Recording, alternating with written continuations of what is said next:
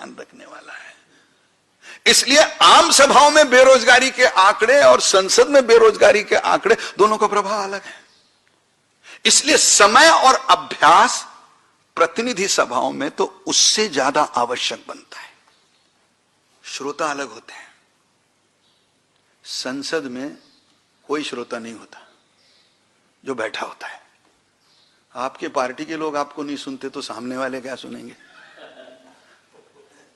अच्छा, यहां पर सब लोग अपना अपना मत बनाकर आते हैं, इसमें किसी का मत परिवर्तन नहीं है। हां, जबकि आदर्श जनतंत्र में यह माना जाता है, डेमोक्रेसी का वर्णन किसी ने कहा गवर्नमेंट बाय डिस्कशन, चर्चा से सरकार होती है। लेकिन जो जो लोग हम में से इसको देखते हैं, अनुभव करते हैं जिस स्तर पर, उन सबको पता है कि सत्ता और विपक्ष के बोलने का एक दूसरे पर कुछ असर नहीं होता, क्योंकि वहां हर आदमी अपने विचार पक्के पार्टी लाइन को लेके आता है। और इसलिए कितना भी बढ़िया आप बोले, सामने वाला लॉबी में आने के बाद आपको कहेगा कि भाषण बहुत अच्छा होगा, लेकिन अंदर कभी नहीं कहेगा कि आपका भाषण अच्छा होगा। दूसरी बात, यह जनसभा नहीं है जो कोई ताली वाली बजाने वाला है। तीसरी बात, संसद या प्रतिनिधि सभा ऐसे स्थान है जहां आप दुश्मन के सामने भाषण करते हो। जनसभा में तो वही आता है जो हमको सुनना चाहता है, इसलिए थोड़ा बहुत तो वो अपना ही होता है। बाकी अगर आपने बिल्कुल सड़क पे सभा लगाई हो तो दो चार वाले जाते आते कुछ लोग रुक जाते होंगे, उनकी अपनी अलग जगह है। लेकिन इसलिए कभी कभी तो मुझे लगता है कि सभाओं का चुनाव में कितना महत्व है, इस पर मुझे बरसों से संदेह है। जब एक बार मैंने अटल जी को कहा कि मुझे संदेह है बरसों से, उन्होंने कहा मुझे जन्म से संदेह है कि सभाओं से। अब मुझे याद है कि एक बार किसी ने कहा कि प्रमोद जी आप मेरे यहां सभा ले लीजिए, आपकी एक सभा हो गई। अभी भी बिहार के कुछ लोग बोलते सर आपकी सभा हो गई और मैं जीत गया। अब कोई अपने बारे में अच्छा बोले तो अपन ना तो बोल नहीं सकते थे, तो हम कहते हाँ बेटा मेरे भाषण से तू जीत गया, और मन में बोलते हैं हमारे भाषण से हम खुद नहीं जीते तो इसको क्या जिताया भगवान जाने। हमको समझ नहीं आ रहा है, लेकिन बेचारा प्यार से कह रहा है कि हमको जिताया है तो बहुत अच्छी बात है, भाई क्यों ना कहें। वो अपनी अलग जगह है। मुझे एक बार अटल जी ने, जगदीश प्रसाद माथुर जी ने सुनाया था कि 57 कोई 62 के समय में अटल जी किसी गांव में उत्तर प्रदेश के जिला स्थान पर गए, भाई लाखों की सभा, बहुत बढ़िया भाषण किया।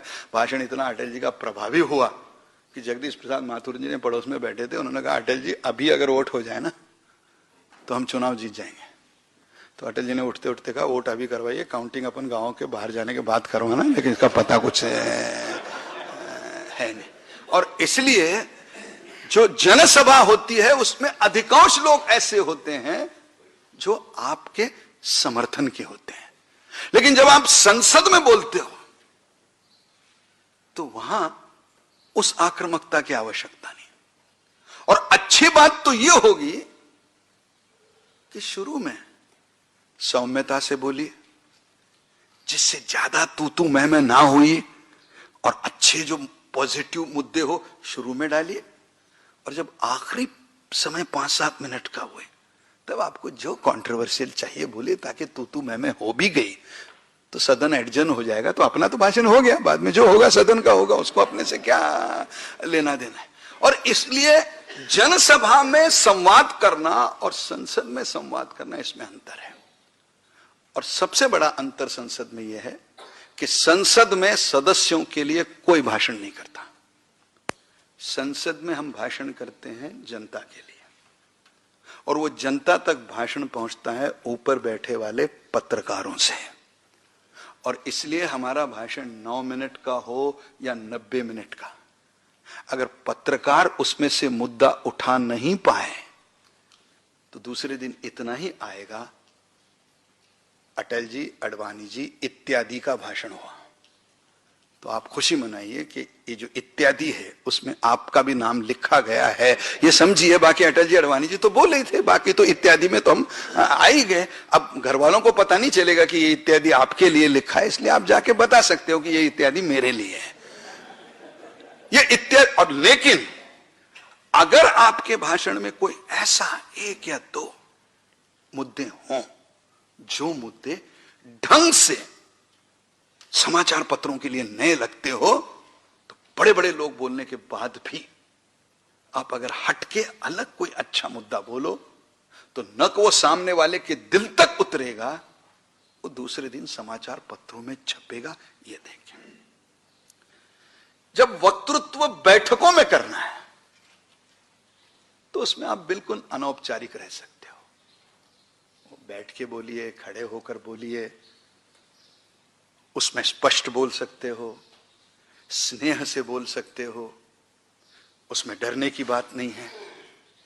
जनसभा हो, संसद हो, लोगों के सामने बोल रहे हो, प्रकाश में बोल रहे हो, यहां अपने घर में बोल रहे हो, तो घर में बोलना अलग है। और मेरे जीवन में, मैं नाम तो नहीं बताऊंगा, मुझे तो एक दो ही लोग ऐसे देश में याद आते हैं जो बैठकों में भी अच्छा बोलते हैं, संसद में भी अच्छा बोलते हैं, जनसभा में भी अच्छा बोलते हैं, जबकि ये बोलने के तीनों प्रकार अलग अलग हैं। और अगर तीनों प्रकार में भगवान ने आपको महारत दे दी तो फिर वो जो 3-4 है संख्या, वो 5 हो जाएगी, आपका भी नाम उसमें जुड़ जाएगा। ये आपके हाथ है। एक संवाद कला का माध्यम छोटे से मुद्दे में रखना चाहूं जो व्यक्तिगत भी होता है। संवाद कला केवल ये नहीं है कि मैं आप जैसे समूह से बात कर रहा हूं या कल रामलीला मैदान पे खड़े होकर 50,000 लोगों के सामने बात करूंगा। जब आप मुझे मिलते हैं या मैं आपको मिलता हूं, तब भी हम दोनों के बीच में संवाद होता है। सभा जनसभा हो या व्यक्ति से व्यक्ति का संवाद हो, संवाद ओठों से नहीं होता। दुनिया में संवाद आंखों से होता है। और कभी कभी अगर आंखों से ढंग का संवाद हो तो कभी कभार बोलने की भी आवश्यकता नहीं होती, बात एक दूसरे के समझ में आती है। और इसलिए जब आपको कोई मिलने आता है तो बहुत बार मैंने नेताओं की आदत देखी, और आप भी अपने अपने स्तर पे नेता ही है। जैसे रामनाथ कोविंद जी हमको मिलने आए, मोबाइल आ गया तो बेचारा चुप, नहीं बोला, मेरा ध्यान है आपकी तरफ, बोलो बोलो क्या बोलना है बोलो, क्योंकि हमको लगता है रामनाथ जी के बाद थावरचंद जी आने वाले हैं तो टाइम है अपने पास। तो पहले तो किसी के साथ बातचीत करते समय फोन पर बोलना, अखबार पढ़ना, कुछ लिखना, ये उस व्यक्ति का अपमान है। भले आपके पास 5 मिनट उसको देने हो, 5 मिनट उसको जब दोगे तो वो जो बोल रहा है उसकी आंखों में आंख डाल के सुनिए। उसके बाद आपने उसका काम किया या नहीं किया ये उसके लिए महत्वपूर्ण नहीं रहता है। उसको लगता है प्रमोद जी ने हमारी बात सुन ली। बहुत बार व्यक्तिगत संवाद में हम ये भूल जाते हैं, इधर देखते हैं, उधर देखते हैं, खिड़की की तरफ बोलो बोलो बोलो बोलो। ये संवाद का माध्यम नहीं है। और इसलिए अगर संवाद का माध्यम सीखना है तो उसको हमको व्यक्तिगत रूप से शुरू करना पड़ेगा कि पहले। और नजर मिलाना ये सभाओं तक आवश्यक है। आंख बंद करके सिर्फ दूरदर्शन, आकाशवाणी वहीं बोला जाता है कि जहां पब्लिक नहीं दिखाई देती, बाकी सब जगह। इसके साथ इन सारी संवाद कलाओं में एक बात और ध्यान रखनी चाहिए। आपका भाषण बना बनाया तैयार करके भी आप अगर कर रहे हो तब भी सामने वालों पे नजर रखनी चाहिए। उनको पसंद आ रहा है, नहीं आ रहा है, क्या आ रहा है, क्या नहीं आ रहा है, कहीं थक तो नहीं गए, कहीं बोर तो नहीं हो गए। इसके आवश्यकता के अनुसार हमारा संवाद बदलना चाहिए। और अगर नहीं, हम तो बस घर से तैयार करके आए हैं। और इसलिए बहुत बार भाषण पढ़ना ये कभी लोगों को आनंद नहीं देता, क्योंकि उसमें आंख से आंख मिलती नहीं, क्योंकि बहुत सारा ध्यान अपना कागज की ओर होता है। और इसलिए इन संवाद की कलाओं का सीखें। एक संवाद होता है पत्रकार वार्ताओं में। किसी भी राजनेता के जीवन में जैसी जनसभा होती है वैसे पत्रकार वार्ता होती है। गांव छोटा हो या बड़ा, जब हम जाते हैं तो पत्रकार वार्ता में बात करते हैं। अब इसमें संवाद कैसा करें? अब हर प्रांत की शैली होती है। पहली तो पत्रकार वार्ता में हम ध्यान रखें कि लंबा और उबाऊ भाषण पत्रकार वार्ता में ना करें। बहुत बार मैंने बड़े बड़े नेताओं को देखा है, खासकर मैं मुंबई में उनके पास में बैठता हूं, जो शुरू करते हैं 20 मिनट तक रुकते ही नहीं है। ये पत्रकार हैं, ना पब्लिक है ना कार्यकर्ता। इनको ना आपसे कोई लेना है ना देना। ये ढूंढने आए हैं खबर, इनको चाहिए खबर, तो इनको नहीं चाहिए भाषण। इसलिए जब पत्रकार वार्ता में बोलते हैं तो हमें इन्हें खबर देनी है, लंबा और उबाऊ भाषण नहीं। और अगर आपके पास खबर देने लायक मुद्दा हो तो 5 मिनट की पत्रकार वार्ता भी दूसरे दिन सुर्खियों में आ सकती है। और अगर आपके पास खबर देने लायक कुछ नहीं हो तो 50 मिनट के भाषण के बाद भी दूसरे दिन सिर्फ गाली ही पड़ती है और कुछ नहीं मिलता है। इसलिए कभी कभी मुझे लगता है कि जनसभा के लिए तैयारी कम हो चलती है, संसद में थोड़ी बहुत हो चलती है, लेकिन पत्रकार वार्ता में तैयारी करके जाना अत्यावश्यक है। पत्रकार वार्ता में हमको सोचना चाहिए कि 3, 4, 5, 3 से 5 मुद्दे मैं रखूंगा। कुछ भी, मेरी रजत जयंती मेरे जिले में कैसे होने वाली है, तो ये 5 मुद्दे हैं। नहीं तो हम अडवाणी जी का भाषण सुन के आए, वहीं शुरू कर दिया वहां कि ये गांव वाले थे नहीं तो इनको मैं बता दूं। पत्रकारों को उसमें रुचि नहीं है। पत्रकारों को अगर उसमें रुचि नहीं है तो 3, 4 या 5 मुद्दे पकड़िए, उस मुद्दे पे 1-1 मिनट बोलिए।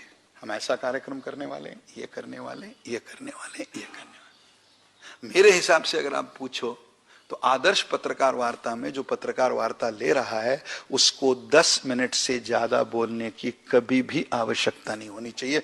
10 मिनट बहुत लंबा समय होता है।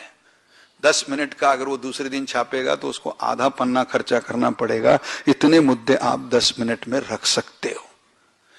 उसके बाद उसी के साथ अगर हम लिखित वक्तव्य दे दे तो बहुत अच्छा, क्योंकि बहुत बार पत्रकार सब आते नहीं, कुछ कम आते हैं। तो इसमें अगर लिखित वक्तव्य भी चला जाए तो उसको याद भी नहीं करना पड़ता है।